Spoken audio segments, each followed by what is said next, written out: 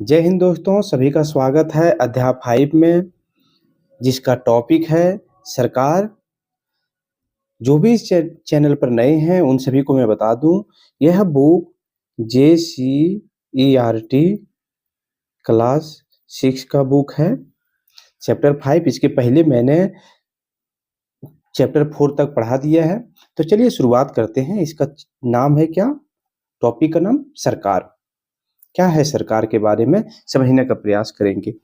आपने समाचार पत्रों में पढ़ा होगा कि सरकार छात्रवृत्ति की राशि में बढ़ोतरी करेगी।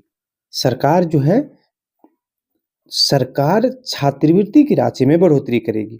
ठीक है। उसके अलावा सरकारी विद्यालयों के विद्यार्थियों को सरकार निःशुल्क पोशाक व पाठ्य पुस्तकें देगी। कौन? सबसे पहले छात्रवृत्ति का अगर बात आता है तो कौन देने का बात हो रहा है? सरकार। पुस्तक का बात हो रहा है तो कौन दे रहा है? सरकार। अब है माध्यमिक भोजन की राशि में वृद्धि करेगी सरकार, इत्यादि। इस तरह की खबर आप हर दिन समाचार पत्रों में पढ़ते होंगे। ऊपर के वाक्यों में बार बार सरकार शब्द का जिक्र हुआ है, परंतु प्रश्न है सरकार क्या है? प्रश्न यह बन रहा है कि आखिर सरकार होता क्या है?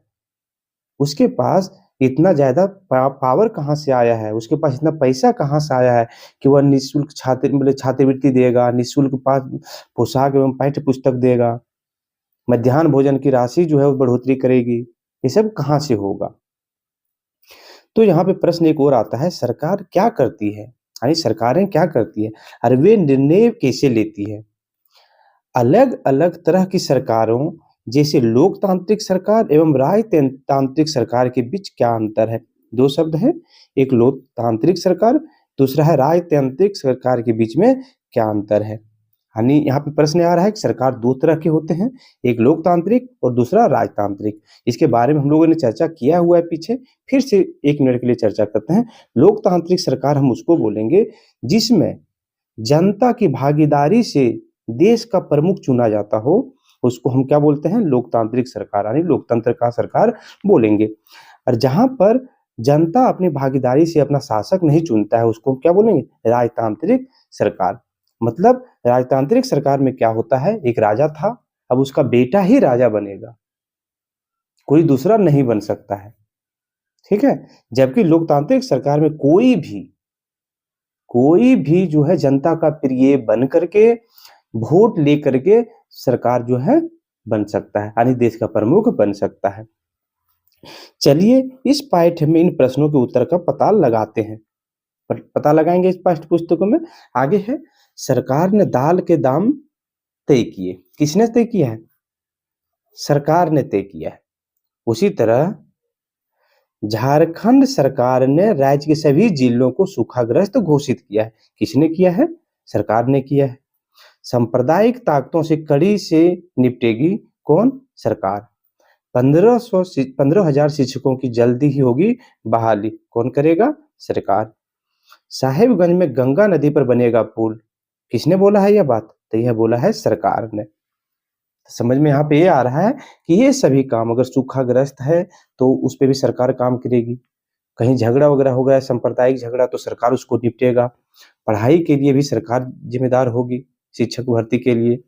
अगर पुल वगैरह है, जनता के लिए वर्क करना है, तो सरकार इसके लिए जिम्मेदार होगा। तो चलिए आगे यहाँ है, इस तरह आप ऊपर दिए गए अखबारों की सुर्खियों देखिए, इनमें सरकार के जिन कामों की बात की जा रही है उनकी सूची भी तैयार की, यहाँ पर आप तैयार कर सकते हैं। यहाँ भी एक गतिविधि है, सरकार के ऐसे अन्य कार्यों के कुछ उदाहरण दीजिए जिसकी चर्चा इसमें नहीं की गई है। आप दे सकते हैं, इसकी चर्चा यहाँ पे नहीं हुआ है। अब यहाँ पर एक फोटो दिया हुआ है, रेलवे का परिचालन।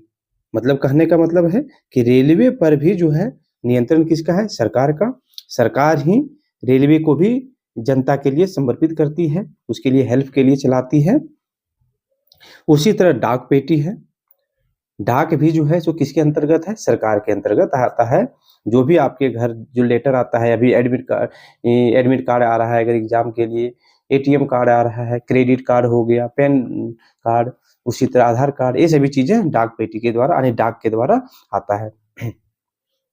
आगे है, सभी देशों को विभिन्न निर्णय लेने एवं कार्य करने के लिए सरकार की जरूरत होती है। सभी देश, जितने भी देश हैं, कोई अगर निर्णय लेना चाहता है जनता के लिए, तो किसकी जरूरत होती है? सरकार की। अपने देश के एक मुखिया की जरूरत होती है। सोचिए अगर एक प्रमुख नहीं होगा, तो उस देश के सभी जनता अपना-अपना फैसला लेगा। तो कोई भी फैसला अमल हो पाएगा? नहीं। तो क्या होगा?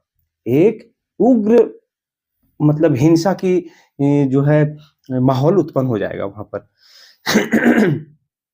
ठीक है, आगे है, यह निर्णय अस्पताल, सड़कें और स्कूल आदि का निर्माण, जैसे कौन-कौन निर्णय ले सकता है सरकार? अस्पताल का, सड़क, स्कूल निर्माण, रोजगार के भी अवसर देना, उत्पन्न करना अथवा बिजली की आपूर्ति में वृद्धि करना जैसे विषयों से संबंधित हो सकते हैं।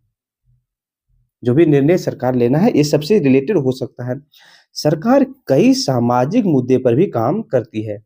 समाज के भी मुद्दे पर सरकार काम करता है, जैसे कि उदाहरण के लिए देश में गरीबों की मदद करने के लिए सरकार के द्वारा राष्ट्रीय वृद्धावस्था पेंशन, विधवा पेंशन, प्रधानमंत्री आवास योजना जैसी कई कार्यक्रम संचालित है। गरीबों के लिए सामाजिक योजनाएं भी चालू कर सकती है सरकार। कौन से?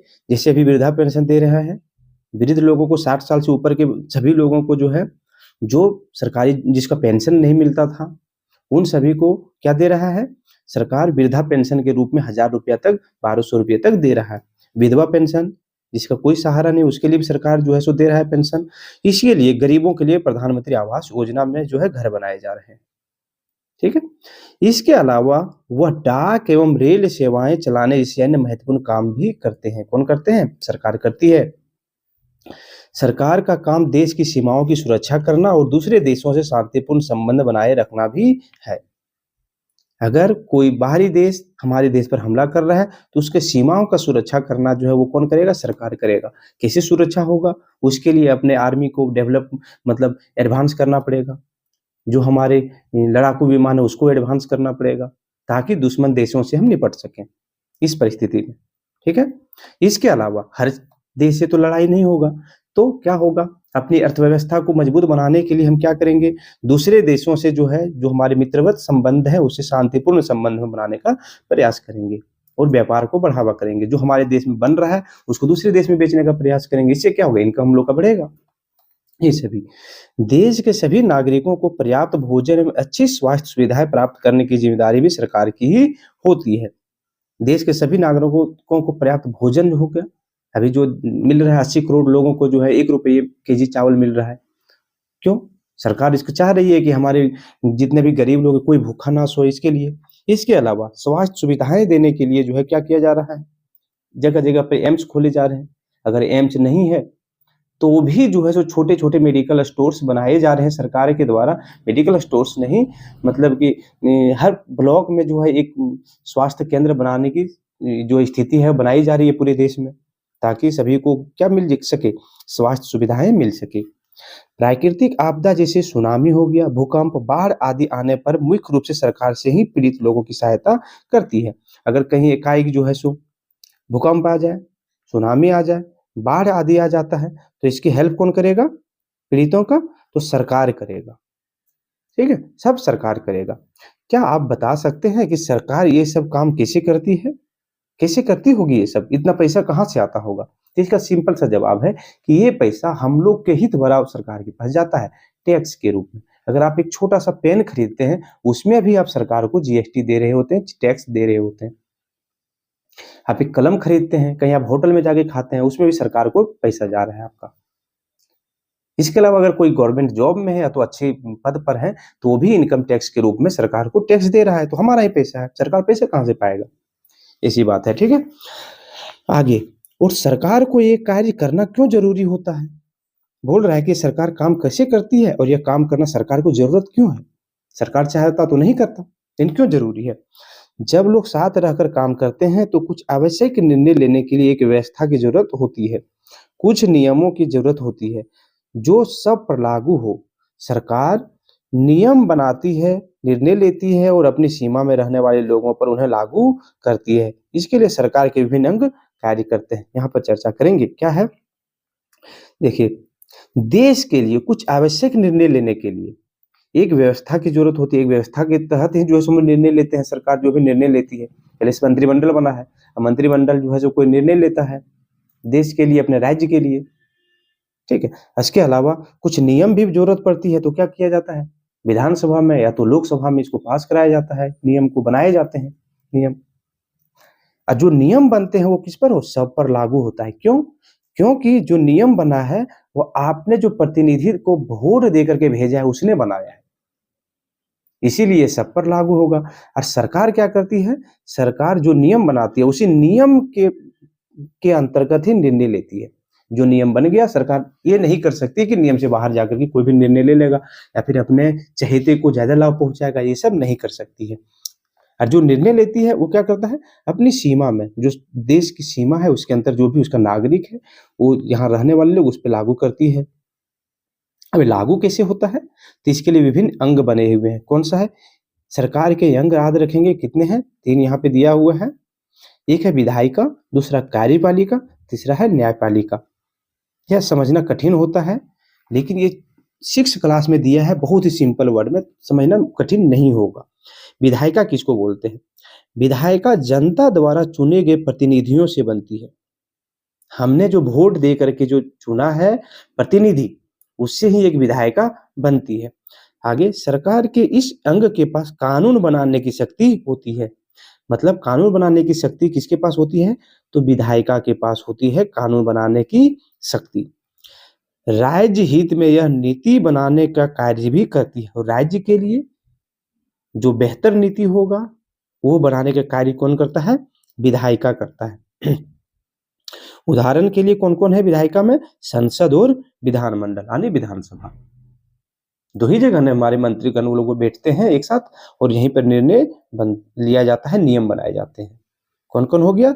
लोकसभा और विधानसभा, यानी संसद और विधानमंडल। ठीक है। आगे है कार्यपालिका। कार्यपालिका कार्य से नहीं लग रहा है? यहाँ देखिए, यहाँ पे विधायिका में विधायक नहीं लग रहा है, प्रतिनिधि हमने चुना है। देखिए, हम ट्रिक बता रहे हैं रिलेट करने के लिए। कार्यपालिका में कार्य नहीं लग रहा है, काम करने वाला, तो कार्यपालिका पर देखते हैं। यह सरकार की एक प्रशासनिक इकाई है, प्रशासन चलाने की इकाई है सरकार की। तो क्या होता है? विधायिका द्वारा बनाए गए कानूनों और नीति को लागू करने के लिए की जिम्मेदारी कार्यपालिका की होती है। जो संसद और विधानमंडल ने कानून बना दिया या तो नीति बना दिया, नियम बना दिया है, उसको कार्य मतलब जनता पर लागू करने का कार्य किसका है? तो वह कार्यपालिका का होगा। तो कार्यपालिका में कौन कौन से आते हैं? उदाहरण देखिए, यहाँ पे दिया हुआ उदाहरण के लिए राष्ट्रपति आते हैं, प्रधानमंत्री, राज्यपाल, मुख्यमंत्री तथा मंत्री परिषद जो है, मंत्री जितने हैं वो सभी किसमें आते हैं? कार्यपालिका, यानी कार्य करवाने की जिम्मेदारी किसके ऊपर होगी? तो यही लोगों पर होगी। अब है न्यायपालिका, न्याय देने वाली पालिका जो है, कानून का जो देखिए विधायिका ने जो कानून बनाया, वही कानून का पालन नहीं करने पर सजा देने का कार्य कौन करता है? न्यायपालिका करती है। यह कानून की रक्षा के साथ उसमें सुधार लाने के लिए सुझाव देने का कार्य भी करती है। उदाहरण के लिए कौन कौन है? सर्वोच्च न्यायालय, उच्च न्यायालय और जिला न्यायालय, ये सभी है न्यायपालिका के अंतर्गत आते हैं। अब समझ में आ गया होगा। विधायिका क्या करती है? विधायिका कानून बनाती है, नीति बनाती है। अब वो नीति को लागू करने की जिम्मेदारी किसकी है? जो सरकार में होगा उस टाइम समय। तो सरकार में कौन हो सकते हैं? तो हो सकते हैं प्रधानमंत्री, मुख्यमंत्री, मंत्री परिषद। ठीक है। अब जो है राष्ट्रपति का हेल्प कौन करता है? प्रधानमंत्री। राज्यपाल का कौन हेल्प करता है? मुख्यमंत्री। तो यही सब है शासन में। तो यही कार्य कराने की जिम्मेदारी यही सब पर है। अगर कार्य नहीं हो रहा है, अगर कार्य हो भी रहा है कानून के अनुसार अगर गलत हो रहा है, तो कौन इसका देख रेख करेगा? न्यायपालिका देख रेख करेगा। यह संसद भवन, राष्ट्रपति भवन और सर्वोच्च न्यायालय। अब सरकार के स्तर क्या है? सरकार के स्तर देखते हैं। इस तरह आपने पढ़ा कि सरकार अनेक प्रकार के कार्यों को करती है, सभी प्रकार के कार्य सरकार करती है। क्या आप बता सकते हैं कि सरकार इसका इंतजाम कैसे करती है? अब इसका इंतजाम कैसे करती है सरकार, यह बताना है। चलिए आगे देखते हैं। वास्तव में सरकार अलग अलग स्तरों पर कार्य करती है। सरकार जो है अलग-अलग स्तर पर कार्य करता है। कौन-कौन से? एक स्थानीय स्तर, दूसरा राज्य स्तर एवं राष्ट्रीय स्तर। सरकार हमारे देश में जो है 3 स्तर पर कार्य करती है। एक स्थानीय स्तर हो गया, स्थानीय स्तर निचले स्तर पर हो गया जहाँ पर हमने मुखिया का चुनाव करते हैं हम लोग। एक ग्रामीण को देख-रेख करता है, वहाँ पे शासन चलाता है। राज्य स्तर हो गया, ग्रामीण से उठ करके राज्य स्तर पर सरकार चलता है। एक है राष्ट्रीय स्तर पर जहाँ पर कौन होता है? प्रधानमंत्री के द्वारा शासन चलाया जाता है। और यहाँ पे जो है, यहाँ पे कौन शासन चलाता है? मुख्यमंत्री के द्वारा शासन चलाए जाते हैं। ठीक है? अब है स्थानीय शासन में, देखिए नीचे की तालिका में दिए गए कार्य किस स्तर के सरकार द्वारा किए जाते हैं, आपको बताना है। देखिए, रेल किराए में बढ़ोतरी का निर्णय कौन लेती है? केंद्र सरकार, क्योंकि रेल जो है वो केंद्र सरकार के अंतर्गत है। शहर की सफाई का निर्णय कौन लेगा? तो स्थानीय सरकार लेगा। ठीक है? गाँव में तालाब का निर्णय कौन लेगा? तो गाँव में तालाब का निर्णय भी स्थानीय सरकार लेगी, लेकिन किसकी मदद से? राज्य सरकार की मदद से। झारखंड में रेल लाइन बिछाने का निर्णय कौन लेगा? तो ये भी केंद्र सरकार होगा। झारखंड सरकार द्वारा सभी घरों में शौचालय उपलब्ध कराने का निर्णय कौन लेगा? तो झारखंड सरकार लेगा। हजारीबाग में एक पार्क बनाने का निर्णय कौन लेगा? तो राज्य सरकार लेगा। मदद कौन करेगा? स्थानीय सरकार मदद करेगी, नगर निगम वगैरह। पेट्रोल डीजल के मूल्यों में नियंत्रण, ये जो है केंद्र सरकार नहीं, राज्य सरकार के अंतर्गत रहेगा। देश की सीमा की सुरक्षा राज्य सरकार के अंतर्गत। अन्य देशों के संबंध जो है केंद्र सरकार, ये केंद्र सरकार। अन्य देशों के साथ संबंध जो है ये केंद्र सरकार। पुलिस व्यवस्था किसके अंतर्गत आती है? तो ये राज्य सरकार के अंतर्गत आती है। अब यहाँ पर इस बात को देखेंगे, यहाँ पर स्थानीय जो था, तो स्थानीय सरकार के बारे में यहाँ पर दिया हुआ है। स्थानीय स्तर का अर्थ होता है गांव, शहर या मोहल्ले से। स्थानीय स्तर का सरकार जो है पंचायत स्तर हो गया, नगर निगम हो गया, ये सभी हो गया स्थानीय स्तर के। ठीक, मोहल्ला मतलब वार्ड सदस्य भी उसी में चुने जाते हैं। राज्य स्तर का तात्पर्य है जो पूरे राज्य को ध्यान में रखकर काम करती है, जैसे कि झारखंड का सरकार, जैसे मेघालय, झारखंड एवं मेघालय की सरकार पूरे राज्य में काम करती है। और राष्ट्रीय स्तर की सरकार का संबंध पूरे देश से होता है। पूरे देश मतलब कौन? प्रधानमंत्री जो हो गया, सेंट्रल गवर्नमेंट उसका। इस कक्षा में आप आगे चलकर पढ़ेंगे कि स्थानीय स्तर की सरकार किस तरह अपने कार्यों का संपादन करती है। स्थानीय स्तर की सरकार जो है, अब आगे कक्षा में पढ़ेंगे हम लोग, तो आगे के चैप्टर में पढ़ेंगे। स्थानीय सब शासन जो है, अभी छठा चैप्टर, उसमें स्थानीय स्तर की सरकार किस तरह से कार्य का संपादन करती है। जो मुखिया का होता है सरकार, वह कैसे अपने स्थानीय स्तर पर सरकार चलाती है, ये करेंगे। आगे की कक्षाओं में राज्य एवं राष्ट्रीय स्तर पर सरकार के कार्यों के बारे में जान सकेंगे हम लोग नेक्स्ट कक्षा में। लेकिन नेक्स्ट कक्षा में नहीं, नेक्स्ट चैप्टर में। लेकिन इस सरकार के प्रकार, कितने प्रकार के सरकार होते हैं उस पर बात करेंगे।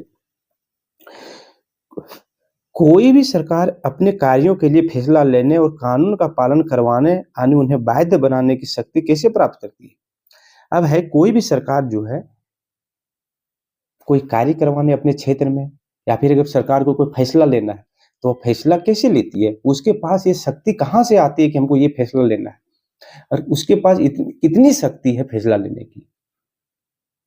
ठीक है, कितनी शक्ति उसके पास है फैसला लेने की, तो ये शक्ति उसे प्राप्त कहाँ से होता है? तो इस प्रश्न का उत्तर इस बात पर निर्भर करता है कि उस देश में किस तरह की सरकार है। तो इस बात पर निर्भर करता है कि उस देश में, जिस देश का हम बात करेंगे, उस देश में सरकार कैसी है। लोकतांत्रिक सरकार है तो एक संविधान होगा, संविधान के दायरे में रह करके सरकार फैसला लेगी। राजतांत्रिक है तो वहाँ राजा जो है सो अपना फैसला लेगा, उसके लिए कोई नियम नहीं है, उसके लिए कोई जवाब नहीं देना पड़ता जनता को कि ये फैसला हमने किस लिए लिया। ठीक है, तो यही बोल रहा है कि किस तरह की सरकार है, यह देखना पड़ेगा। लोकतंत्र में सरकार को यह शक्ति जनता से मिलती है। जनता से का मतलब, संविधान बना है किसने बनवाया? हमारे प्रतिनिधियों ने, जनता के प्रतिनिधियों ने बनवाया था, तो हम जनता से मिलती है उसको। सरकार का गठन लोगों के द्वारा चुने गए जन प्रतिनिधियों के द्वारा होता है। चुनाव के दिन लोग अपने पसंद के नेता को अपना मत देकर चुनते हैं। उसी तरह लोकतंत्र में किसी भी सरकार को इन आधारों पर बताना होता है जिस पर वो अपने निर्णय लेती है। जनता को जवाब देना रहता है लोकतंत्र में कि हम किस आधार पर निर्णय ले रहे हैं। ठीक है, उसी तरह और जनता के हित में महत्वपूर्ण कदम उठाती है, उसे यह सफाई देनी होती है कि उसके द्वारा लिए गए निर्णयों में पूरी पारदर्शिता बरती गई है। जो भी निर्णय लिया गया है, पता चला कि जनता के लिए जो है हित में कुछ फैसला लिया गया। जैसे सुखाड़ के समय जो है तो सभी को 3500 रुपये देने की सरकार ने घोषणा की थी। वो यह पता चला कि इसमें पारदर्शिता अगर नहीं रहती तो क्या होता।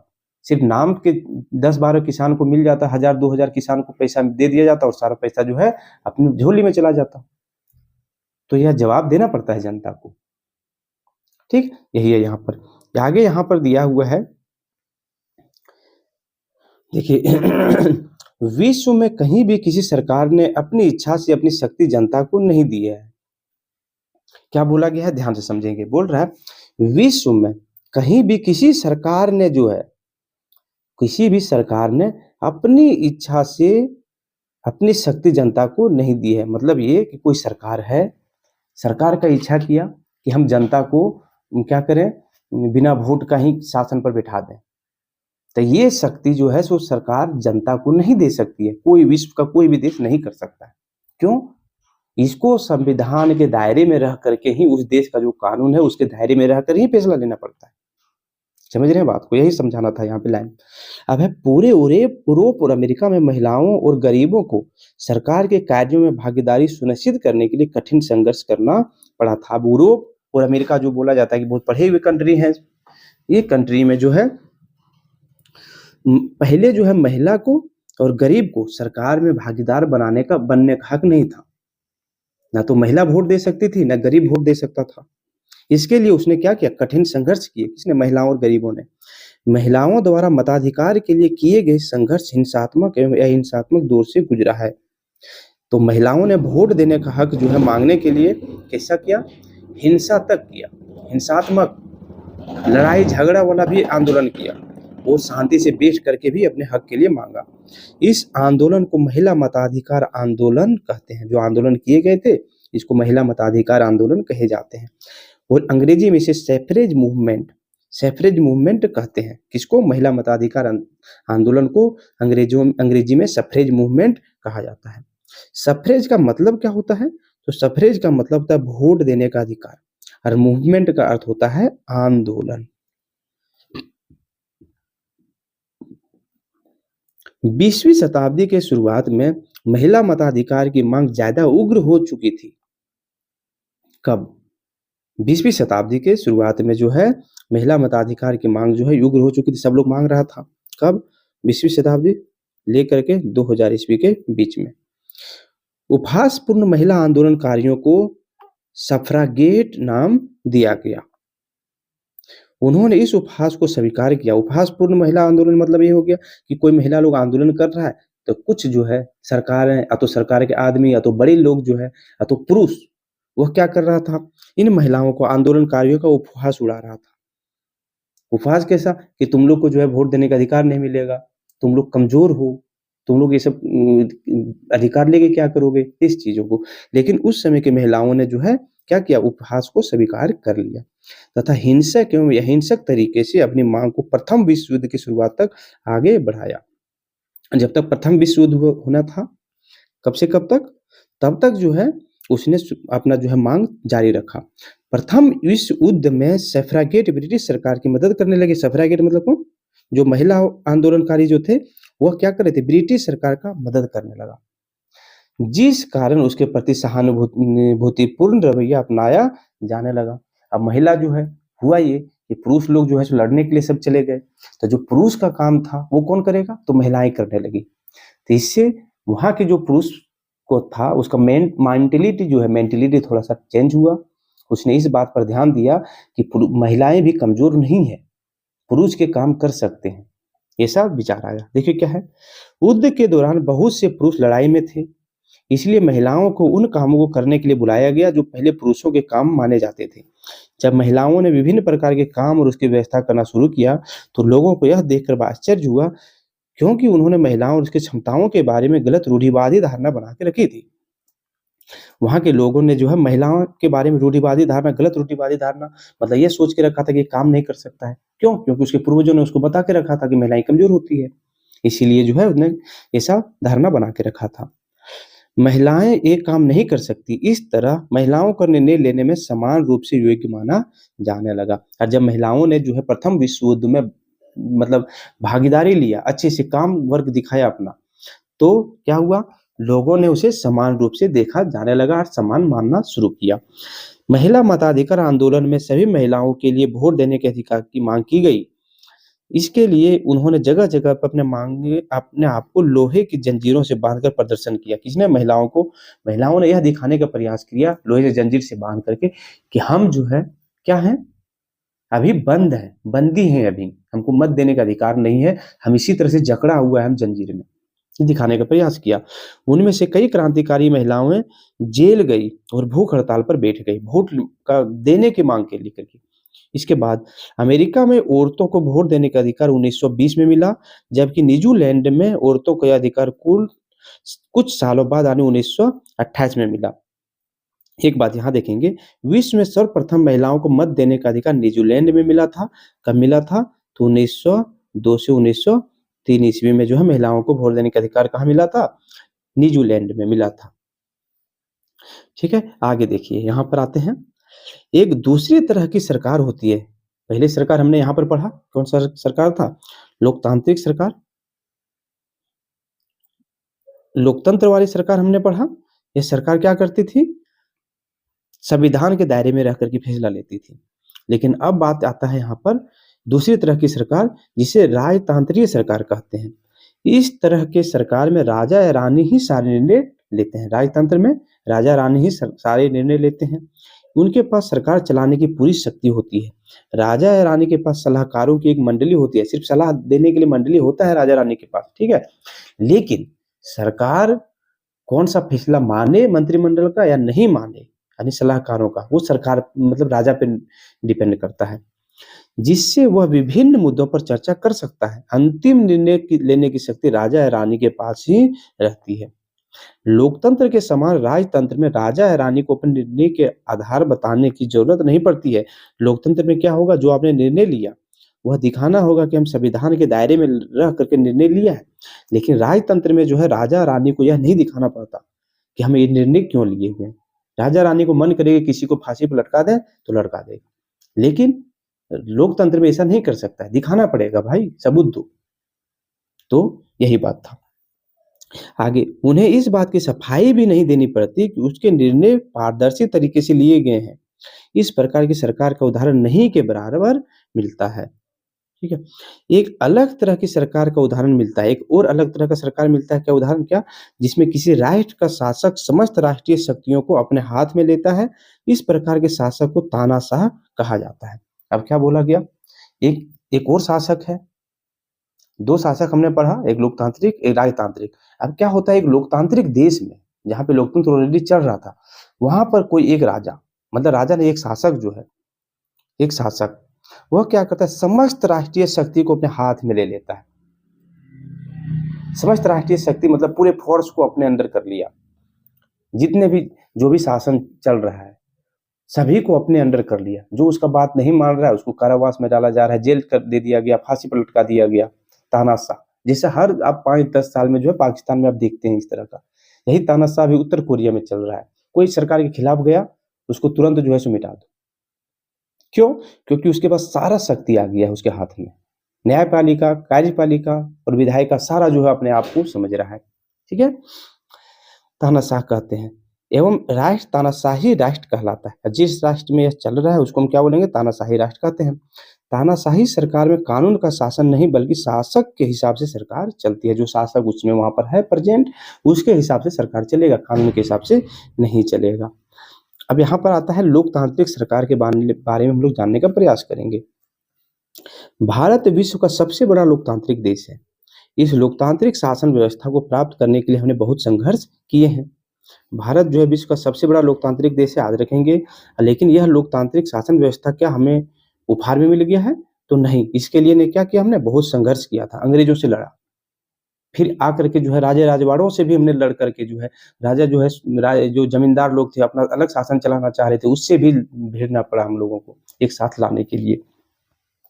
विश्व के कई अन्य देशों में भी लोगों ने लोकतंत्र के लिए संघर्ष किए हैं। सभी देश में ऐसा होता है। लोकतंत्र में मूलभूत विचार यह है कि नियमों को बनाने में लोगों की भागीदारी सुनिश्चित हो। लोकतंत्र का मतलब ही होता है यह कि लोगों का तंत्र हो, जिसमें जनता का जो मूल विचार है, मूल विचार जो जनता के लिए जो है शासन, मतलब जनता के लिए ही जो विचार हो, जैसे स्वतंत्रता हो गया, समानता, सभी को समान रूप से रहने का किसी देश में, स्वतंत्र रूप से विचरण करने का, कोई भी अपना बात रख सके, सभी को मत देने का अधिकार, ये सभी जो है ये मूलभूत विचार है।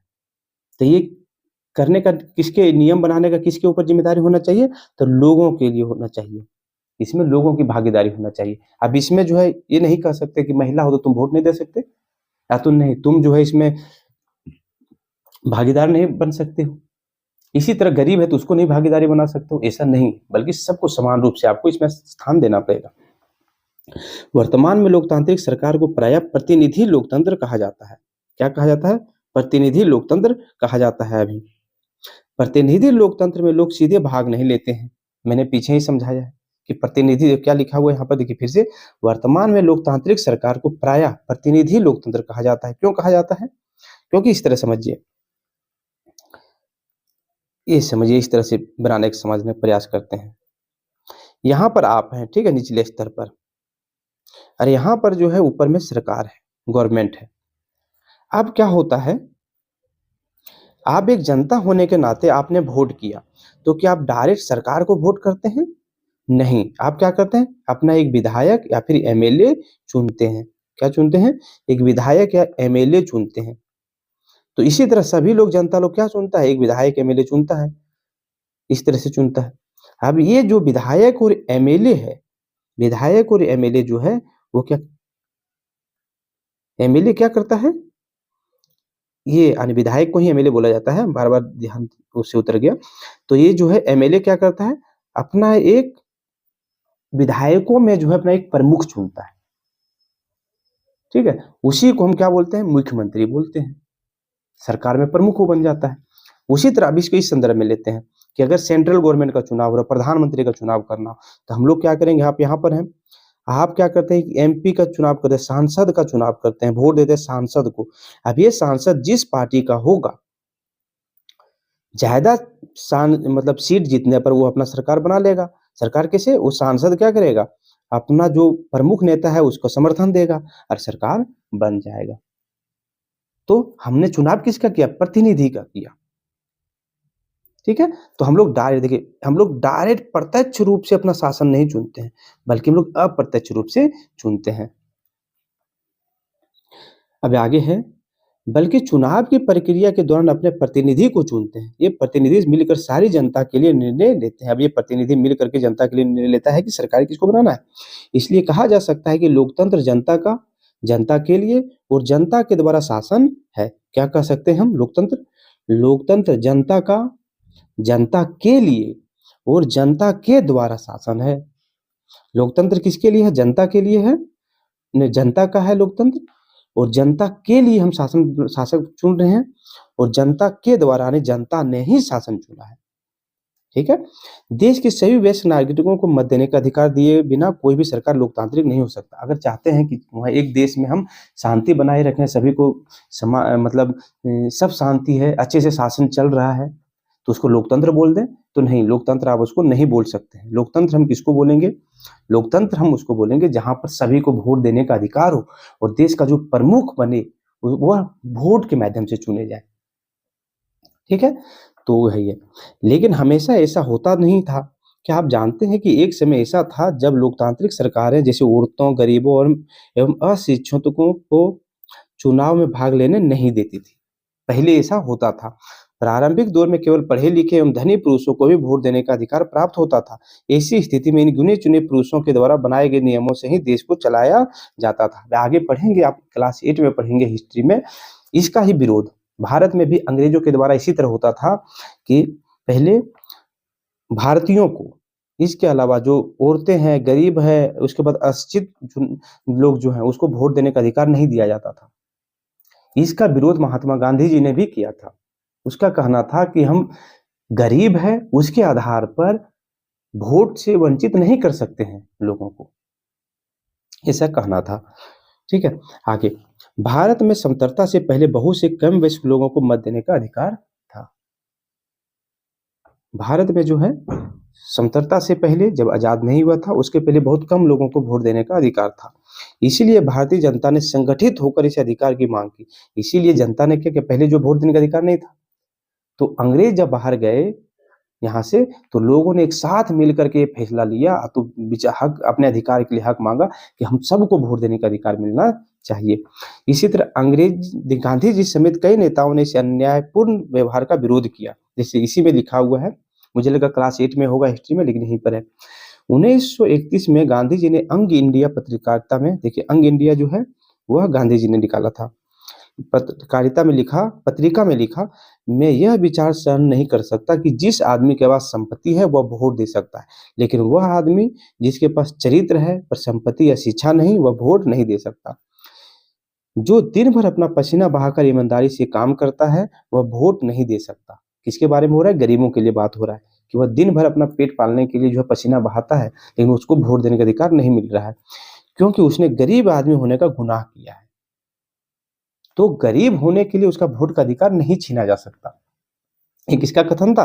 गांधी जी का कथन था।